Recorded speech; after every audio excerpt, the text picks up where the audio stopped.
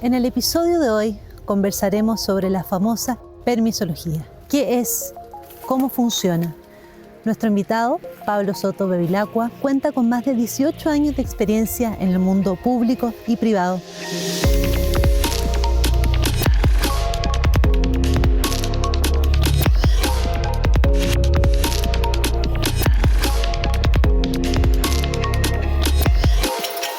Si tuvieras que explicarle a un inversionista extranjero qué es y cómo funciona la permisología en Chile para el desarrollo de proyectos de infraestructura, minería, energía, digamos, este tipo, ¿qué le dirías?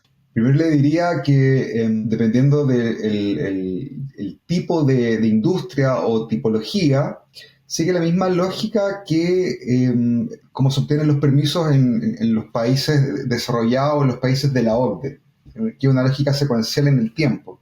Uno parte por los grandes paquetes de permisos que tienen que ver en el fondo con obtener la autorización de entrar a un territorio y hacer uso de los recursos. Desde el punto de vista inversional, cae en la categoría de lo que son como permisos de preconstrucción. Yo ahí aún no hago nada en términos de obra, pero sí tengo que obtener los permisos que me permiten entrar a un territorio y poder explotar esos recursos.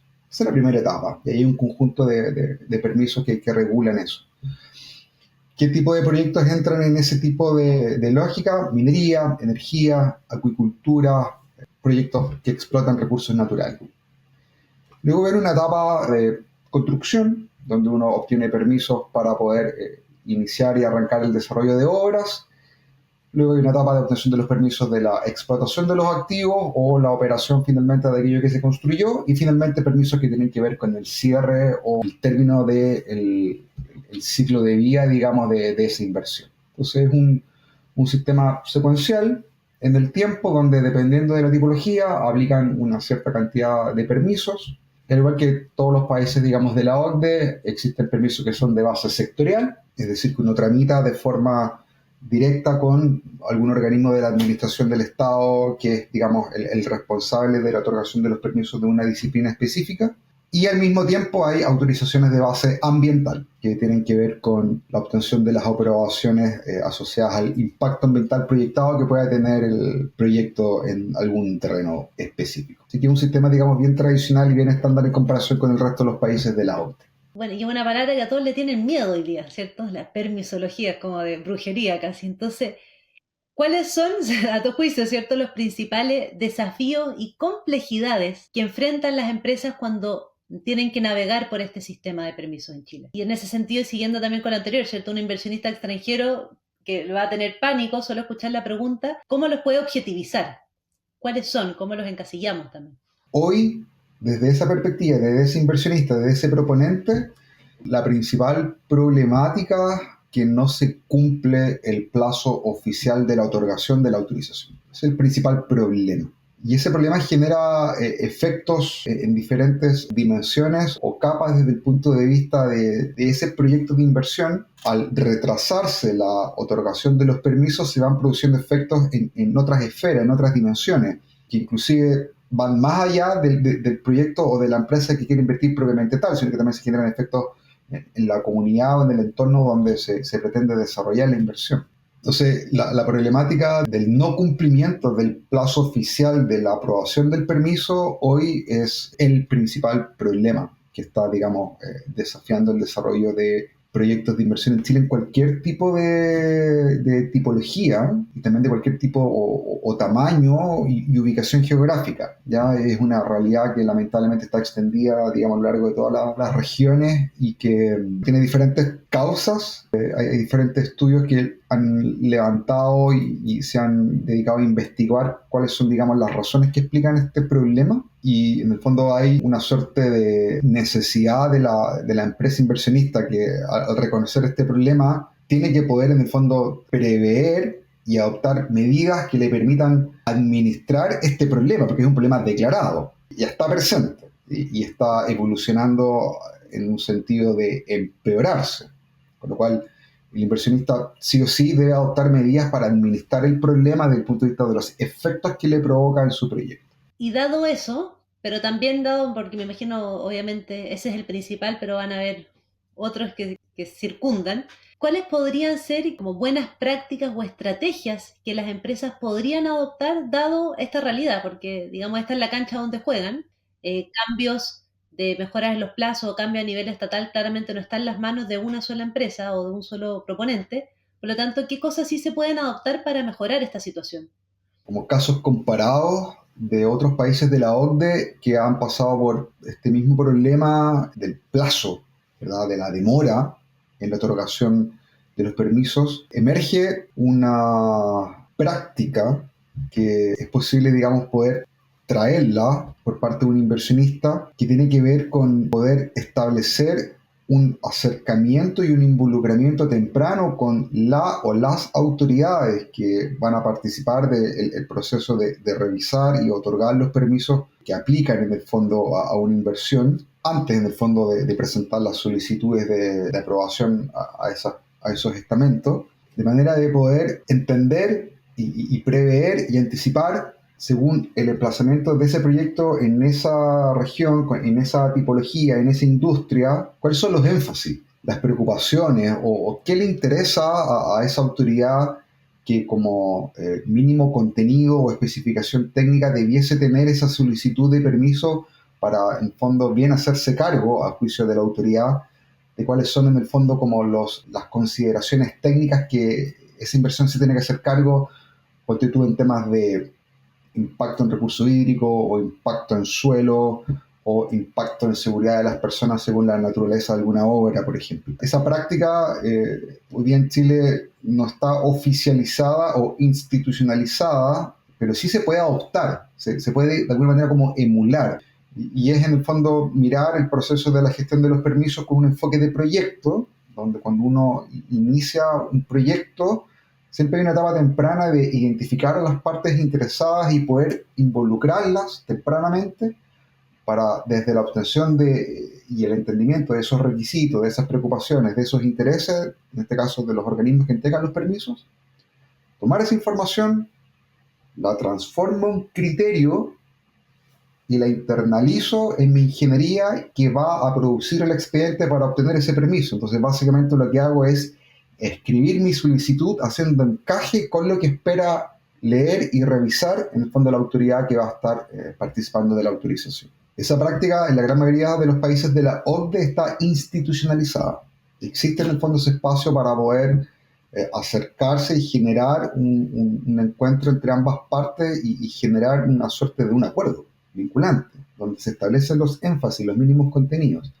En Chile no existe, y no existe tanto ni en la esfera sectorial ni en la esfera ambiental, pero sí uno puede, como inversionista, ir a buscar y construir ese espacio con alguna autoridad para poder, en el fondo, minimizar y acortar básicamente el plazo de la revisión del permiso. Eso es como una práctica.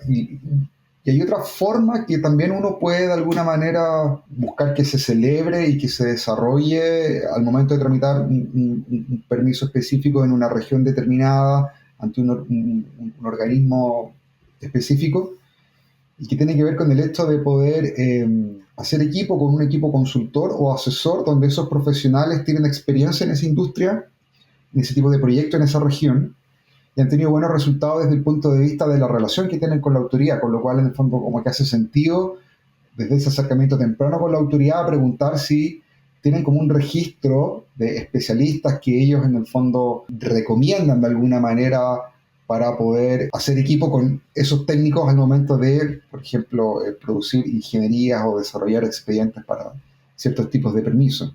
Y también va como en la lógica de acercarse a la autoridad, ¿verdad? O sea, lo contrario es, en el fondo, preparar todo el proceso de la elaboración del expediente a puerta cerrada.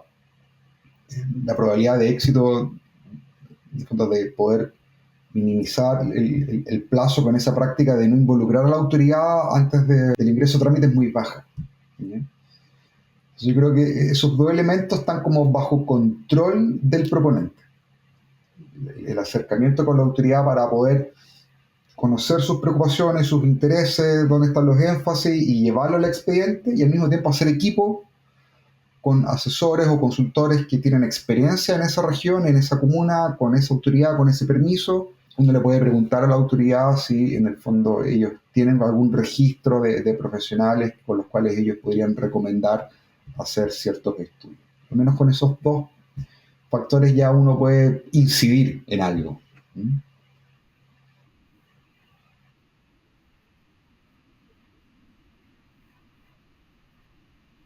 Claro, en el fondo el objetivo es como aumentar la probabilidad de éxito. Ese es como en el fondo el concepto que uno busca eh, poner en valor cuando uno mira la aprobación de los permisos con un enfoque de proyecto. Porque cuando uno en el fondo ingresas a trámite un permiso, tú quieres que te lo aprueben y que te lo aprueben rápido y bajo términos y condiciones que sean a satisfacción del proponente. Con lo cual, si el permiso lo aprueban, pero no lo aprueban rápido, no es tan exitoso tu proceso de tramitación. Entonces la idea es que sea rápido y que lo aprueben y que los términos y condiciones sean en el fondo los que tú esperas que tenga lo que te están aprobando. ¿Y cómo tú puedes lograr eso? Escribiendo el documento, sabiendo con antelación qué es lo que espera encontrar en términos de contenido técnico la autoridad. Entonces haces un encaje entre la expectativa y la solicitud. Has mencionado muchas veces, ¿cierto?, el estándar de los países de la OCDE. Y, y en ese sentido, dentro de esos países o fuera de la OCDE, ¿cuál has visto tú como un caso de éxito de país, como que tenga un sistema de permisos robusto, ágil, que efectivamente compatibilice el desarrollo de proyectos con también la preservación del medio ambiente, comunidades, y qué tendríamos que aprender de ello? A grandes rasgos, ¿cierto? Porque hay mucho a aprender, pero En la esfera sectorial, yo creo que un buen modelo que ha traído buenos resultados desde el punto de vista de plazos, bajar dramáticamente los plazos, apalancado obviamente con tecnología y plataformas, es el modelo que está presente en Estados Unidos, en el mundo sectorial, ¿ya? Donde existen dos prácticas que cuando se juntan producen esta disminución dramática de los plazos de la aprobación de los permisos. Uno es un esquema que se denomina la pre-revisión, donde en el fondo el proponente encarga a un tercero que haga una suerte de evaluación de suficiencia o de completitud de los antecedentes técnicos que componen la solicitud del permiso. Cuando eso es así, lo que hace esa tercera parte independiente actúa como un garante y obviamente es una entidad que está certificada con las acreditaciones y forma parte de un cuerpo de entidades que están autorizadas para ejercer esa actividad, que están sujetas a auditoría, controles de estándares de calidad, etcétera. Con lo cual, finalmente, la autoridad que es la que otorga el permiso, al contar con el informe de este revisor independiente, que dice que la solicitud del proponente cumple con los estándares, el proceso luego cuando se ingresa propiamente tal la solicitud se resuelve en cosa de días, porque ya en el fondo hubo una revisión técnica. Y eso es a costo del proponente. ¿Sí? Es una muy buena práctica. Y la segunda práctica que apalanca totalmente la primera y que ya termina en el fondo por generar una disminución dramática de plazo es la utilización de plataformas digitales que digitalizan completamente la composición de una solicitud técnica de un permiso. No es en el fondo tener un buzón digital donde tú subas un archivo PDF que básicamente es transformar la lógica del papel a una lógica PDF, pero sigue siendo en el fondo un documento.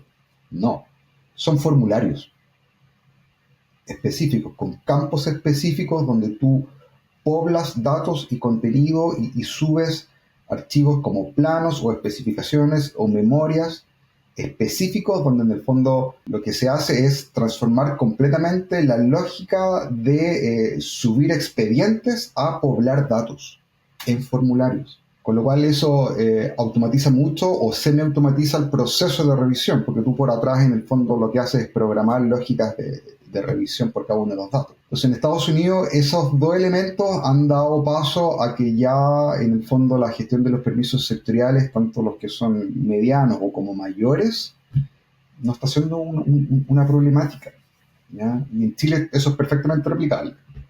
a nivel técnico tenemos las capacidades tecnológicas para poder replicar la lógica de las plataformas. De hecho, ya hay experiencias positivas con el Ministerio de Salud. El Ministerio de Salud en Chile ha adoptado la lógica de digitalizar completamente gran parte de su set de permisos sectoriales con formularios digitales. Y uno observa hoy día que en el fondo los plazos son históricos. Te puedes demorar perfectamente 1 o 2 meses para tramitar, en máximo para tramitar la gran mayoría de los permisos del Ministerio de Salud, cosa que antes no era así, porque era la lógica de papel, del ingreso en físico en la oficina de parte. Yo creo que ese modelo, el modelo estadounidense, es un modelo exportable, replicable. No hay mucho en el fondo que desde el punto de vista informático, desarrollar o crear, porque ya existen, digamos, experiencias locales en la parte de los formularios digitales. Y en las prácticas de la pre-revisión también existen experiencias de ese tipo. Por ejemplo, con los permisos de GA tú puedes traer de forma voluntaria y lo paga el proponente, coordinas con la DGA que existe una pre-revisión técnica de permisos específicos. Eso.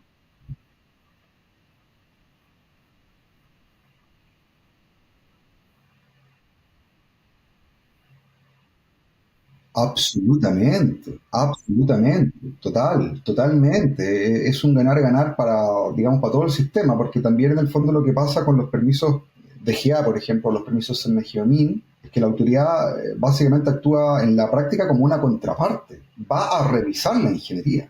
Como tienen pocos recursos desde el punto de vista de la cantidad de profesionales en las oficinas que hacen ese trabajo, es la razón por la cual se demora mucho tiempo en revisar los expedientes.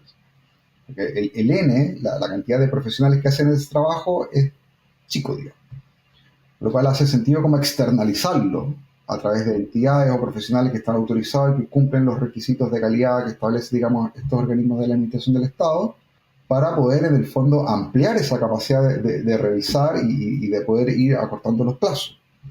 Los CAPEX de los proyectos que tienen permisos mayores, como del SENAGEOMIN o de la DGA, en comparación del punto de vista del impacto que produce el asumir esta carga de contratar un tercero, es irrelevante.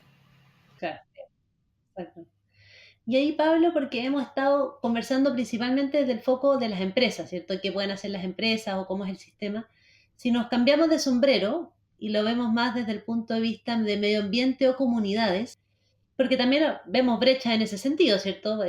Solo ver el proceso de evaluación ambiental, lo técnico y hermético que es, por ejemplo, para que una comunidad local pueda entenderlo, defenderse o ser partícipe. Pero también eso eventualmente le termina pegando también a la empresa, ya sea por malas relaciones o por conflictos sociales que tienen después o paralizaciones, etcétera. Desde ese punto de vista, desde esa compatibilidad entre lo que es el desarrollo de proyectos y el medio ambiente y las comunidades, ¿qué propuestas o qué buenas prácticas también tú verías desde ese punto de vista que al final también vuelve a involucrar a todos los stakeholders? Lo que yo he visto que está produciendo como efectos concretos a nivel de plazos y también de las dificultades o los conflictos que históricamente han estado presentes en proyectos de este tipo, principalmente proyectos de base industrial o de explotación de recursos naturales en Europa, es las prácticas que está empujando el Reino Unido para poder digitalizar completamente las solicitudes de autorizaciones ambientales, es decir, lo que en Chile se denomina como declaraciones o estudios de impacto ambiental, pero en un formato digital que no solamente viene en el fondo como a reemplazar la lógica de PDF para que esté como en un ambiente web, sino que también con elementos de interactivos o multimedia que al ciudadano común y corriente le permiten bien entender el emplazamiento, la dimensión, las características en un formato amigable, simple de entender, y en un lenguaje que también, y esto apalancado mucho con la inteligencia artificial aplicado al mundo de la técnica del lenguaje claro, en un lenguaje con una forma de comunicar que le facilita en el fondo al proponente poder mostrar como el valor que está atrás desde el punto de vista del diseño hacia esas partes interesadas en ese emplazamiento específico. Hoy día eso es lo que pasa al menos en Chile. En la práctica hoy día las declaraciones de estudio de impacto ambiental son documentos que son impenetrables. Tú basta con ver un documento de ese tipo y ya te genera un anticuerpo negativo, porque es algo de verdad que es muy difícil de entrar a ese documento. Son obesos, difíciles de leer, difíciles de navegar, y, y pudiese ser que la ingeniería de verdad de ese proponente desarrolló un esfuerzo gigante para poder incorporar las mejores prácticas desde el punto de vista de consumo hídrico, de eficiencia energética y todos esos elementos. En el fondo busca ese proponente de ponerlo en valor, pero lamentablemente el vehículo que conduce esa solicitud no es amigable. Con lo cual finalmente las comunidades o las personas que se ven, digamos, impactadas por ese proyecto y que buscan y quieren participar en esa evaluación ambiental, no leen, no leen el documento, no se documentan, no hacen un análisis, digamos, de lo que está proponiendo, digamos, ese inversionista, porque en realidad no lo entienden, no lo entienden. Y no tienen que entender porque no todos son científicos, no todos son ingenieros, no todos son en el fondo abogados y lo que está ocurriendo justamente con estas iniciativas que está empujando el Reino Unido es hacer una bajada de facilitar el entendimiento de las solicitudes de aprobaciones ambientales en un formato amigable, en un lenguaje amigable, a través de vehículos comunicacionales que facilitan en el fondo al interesado entender de qué trata el proyecto, facilitar en el fondo la interacción a través de mecanismos que hoy día son disponibles para todo el mundo como celulares o computadores o tablets, y eso lo está regulando. Ya hay mesas de trabajo en el Reino Unido donde eso se está regulando, está participando la administración, consultores, diferentes gremios de diferentes industrias, ya hay prototipos, hay ya varios casos reales y desplegados con resultados exitosos de tramitaciones digitales de solicitudes de permiso que son con una versión web, donde eso baja dramáticamente los plazos, facilita la comunicación. Desde el punto de vista como de lo que es como territorio o comunidades, desde el punto de vista de ir a buscar esa como licencia social o construirla también de forma temprana, pero tomando en cuenta de que son como audiencias no técnicas, el uso de la tecnología es clave. La integración también desde la ingeniería y lo que son los sistemas de información geográficos en poder comunicar de forma visual el emplazamiento de un proyecto, el tamaño de las obras, la localización de cierta infraestructura, la interacción de ese proyecto con ese entorno dependiendo de tales condiciones, a través de maquetas digitales donde tú puedes en el fondo interactuar y entrar a esos espacios, facilita mucho el no tener que tú imaginarte ese futuro, porque ya con esta tecnología tú lo puedes ver y eso marca toda la diferencia.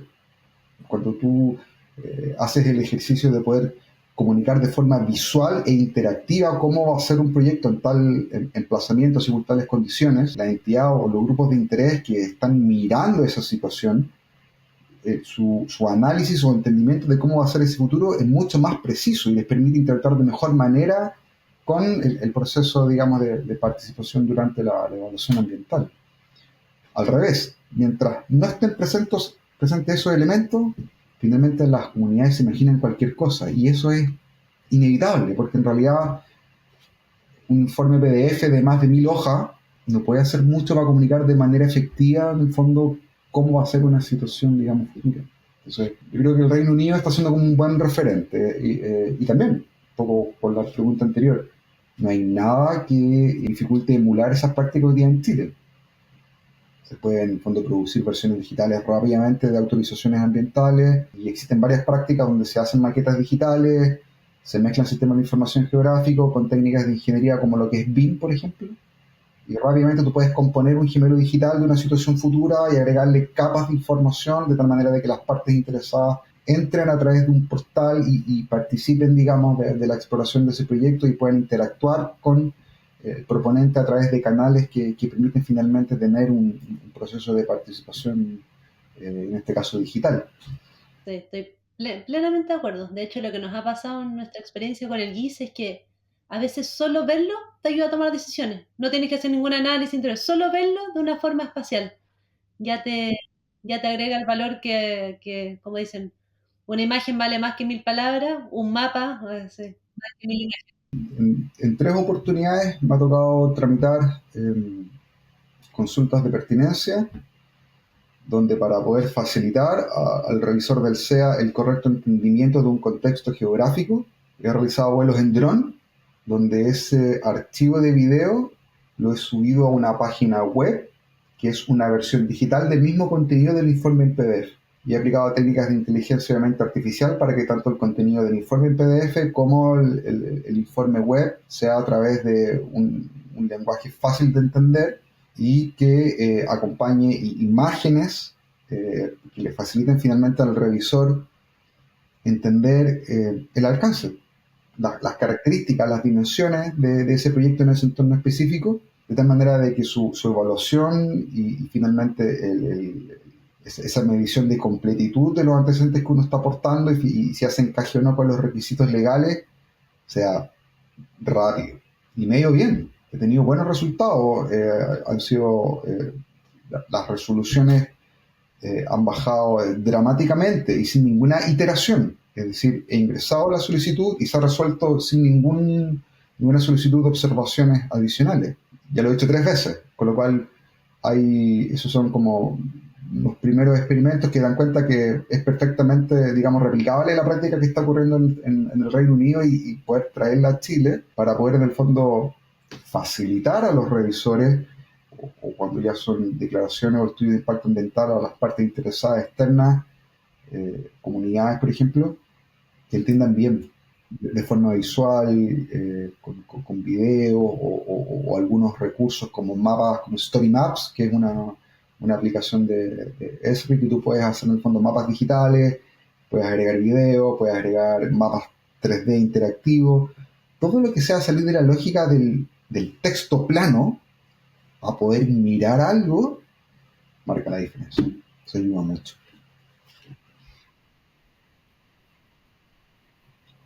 Sí, sí, afortunadamente al menos lo que yo he podido comprobar es que por parte de la autoridad existe ese espacio para poder hacer uso de esta técnica o de estas prácticas.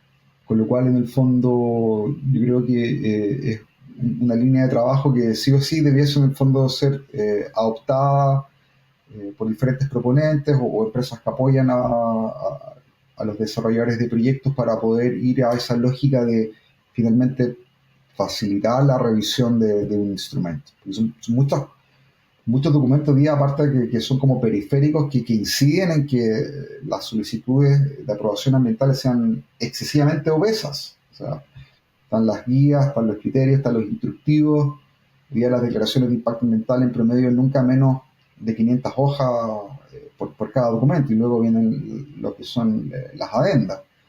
Es difícil poder en el fondo que un revisor del SEA pueda leer todo ese documento entendiendo que tienen a cargo 4 o 5 otros instrumentos por cada región. Y lo mismo para los organismos de la Administración del Estado con competencia ambiental que participan, con lo cual todo ese esfuerzo de facilitar que se comprenda bien el alcance de cada proyecto según cada interés, claro, claro.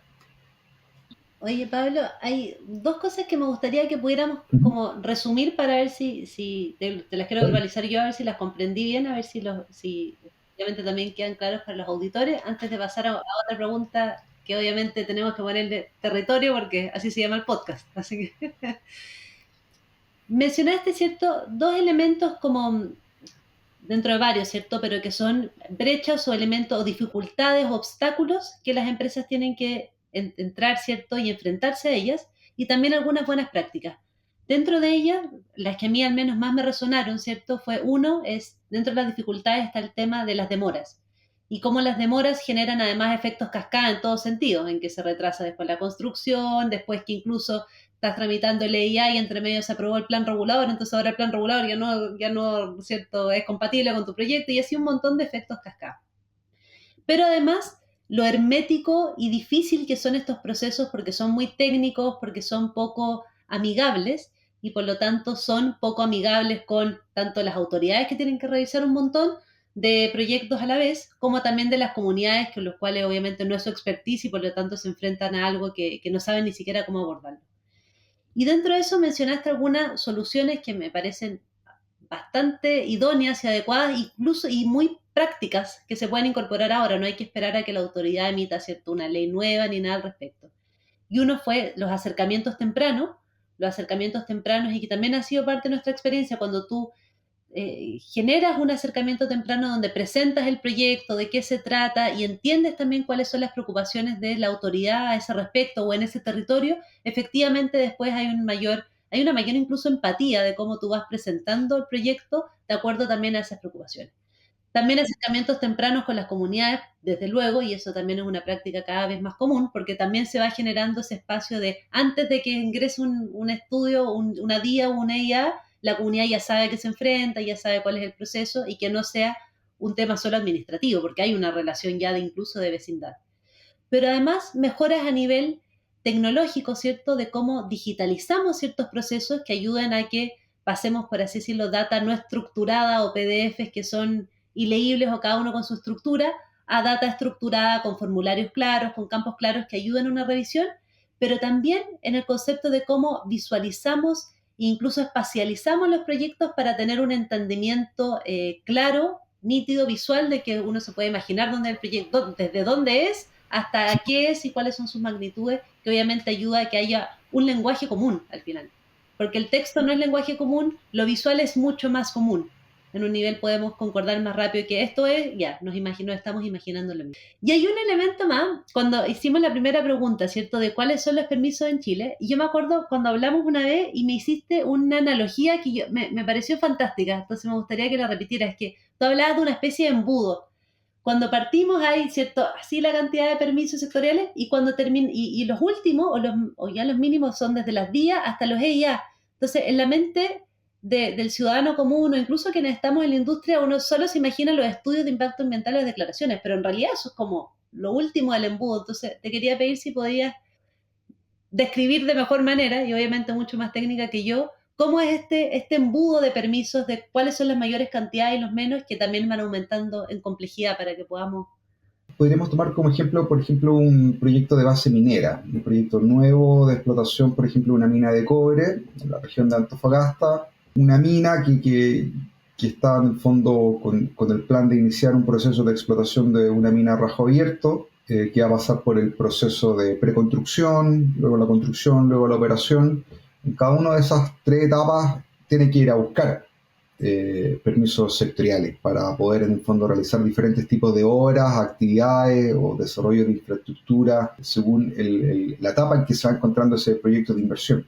Y la gran mayoría de los permisos que aplican a una inversión de este tipo corresponden a la primera etapa, a la etapa de la preinversión.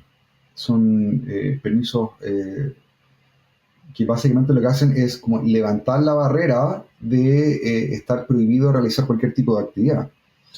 Y son permisos básicamente que permiten entrar a un territorio y luego poder en el fondo comenzar a desarrollar obras y actividades que son las conducentes finalmente a la materialización de la infraestructura que va a ser la habilitante para poder explotar los activos.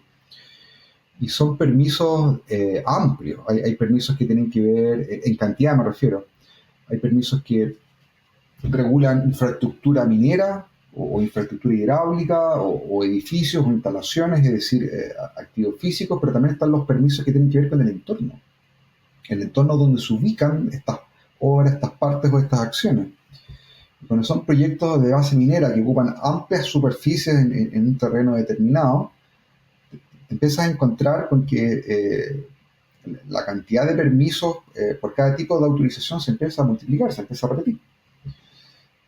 Con lo cual tú te puedes encontrar perfectamente con paquetes de permiso en la etapa de preconstrucción para un proyecto como el que estamos hablando, un proyecto minero en la región de Antofagasta, donde perfectamente puede ser en la etapa de preconstrucción entre 200 o 300 permisos, perfectamente. Autorizaciones que tengan que ver con suelo, luego con temas sanitarios, luego con temas de edificaciones, obviamente la infraestructura minera, los suministros, tanto de agua como eléctrico, luego las autorizaciones que tienen que ver con la construcción propiamente tal, donde llegan contratos que comienzan a ejecutar las obras, y luego ya cuando tienen que comenzar a a poner en funcionamiento los activos, tú también tienes que tener autorizaciones que te permitan en el fondo echar a andar, digamos, estos procesos. Entonces hay como una lógica de que mientras más temprano el proyecto, más permisos aplican. Esa es como la lógica. Y dependiendo como de los tipos de actividades que se vayan realizando durante la etapa de construcción u operación, también se van a ir desarrollando proyectos dentro del macroproyecto que también van a ir a requerir permisos. Entonces, hay minas, por ejemplo, como la mina Escondida en Chile, que desde su inicio nunca ha dejado de estar en fase de ingeniería de construcción. Siempre están construyendo algo, siempre están diseñando algo, o siempre están en el fondo desarrollando planes de inversión mientras están explotando, ¿ya? Es decir, coexisten en el fondo siempre condiciones de explotación de activos con desarrollo de proyectos, ¿ya? Y aquí aplican permisos, con lo cual en el fondo, dependiendo del tipo de actividad que se desarrolle en alguna industria en general o en particular en minería, va a ser como la cantidad de permisos que van a estar aplicando en cada etapa, ¿ya? Y ahí, Pablo, y en realidad es mi última pregunta por ahora, dentro de esta fase y esta también cadena de valor del desarrollo de proyectos, ¿cierto? Desde el preinversional hasta el cierre de faena, eh, ¿cómo ves tú el territorio o la gestión del territorio dentro de esos proyectos? ¿En cuál es la fase, digamos, dónde inicia? Y cuáles también son buenas prácticas que ayudan a que también toda esta gestión de permiso o el desarrollo del proyecto sea más eficiente, más fluido, si es que vamos incorporando el territorio con una lógica inteligente de acuerdo a lo que me vayas a decir ahora. A ver, la variable territorial es la primera variable que emerge o aparece desde el punto de vista, por ejemplo, de proyectos de base energética o de base minera, porque básicamente el activo asociado a esa inversión es de base territorial. Yo debo acceder a un territorio para poder explotarlo, o debo poder cruzar con ciertas obras a través de ciertos predios o ciertos terrenos para poder desarrollar mi actividad. Con lo cual la variable territorial es crítica para poder desarrollar o no una actividad económica. Con lo cual es la primera variable que está presente en el ciclo de la obtención de las autorizaciones, que los primeros paquetes son los permisos que tienen que ver con el acceso al territorio, las concesiones o las servidumbres, y luego los grandes permisos de la explotación de activos en esos territorios, o sea, para poder hacer uso de esos recursos. Con lo cual, la viabilidad de desarrollar actividades económicas que son de base territorial dependen completamente de que sea factible poder emplazar cierta infraestructura, ciertos terrenos bajo tales condiciones, y que a partir de eso la ejecución material, digamos, del proyecto pueda ser desarrollado desde el caso de negocio, que en el fondo habilita que se pueda ejecutar de forma, digamos, factible. Yo pienso que hay una lógica de primero el territorio y después vienen como las variables ambientales o las variables sectoriales. Y ahí las prácticas que aplican como a esa lógica de poder estudiar la viabilidad de un proyecto desde el punto de vista de los aspectos de territorio. Bueno, obviamente tiene que ver como con la etapa de ingeniería de un proyecto, y son como estudios que involucran varias disciplinas, temas legales, temas básicamente la geografía, la tenencia de la tierra, todo lo que tiene que ver con propiedad, tanto como del suelo como del subsuelo, los atraviesos, etcétera, que son estudios que son multidisciplinarios y que generalmente se tienen que desarrollar en una etapa temprana y luego hacer seguimiento del comportamiento de las variables en el tiempo, porque van cambiando. Van cambiando en el fondo, el territorio es dinámico, el territorio desde el punto de vista como de los actores, la tenencia de la tierra, las actividades que se van desarrollando. Uno a veces no lo ve, porque como que estás siempre como en el territorio y uno pierde como la vista como de conjunto, pero es dinámico. aparecen actores, desaparecen actores, se activan ciertas variables o hay variables que están aparentemente inactivas, pero es por el comportamiento de ciertas dinámicas que en el fondo parece ser de ese tipo.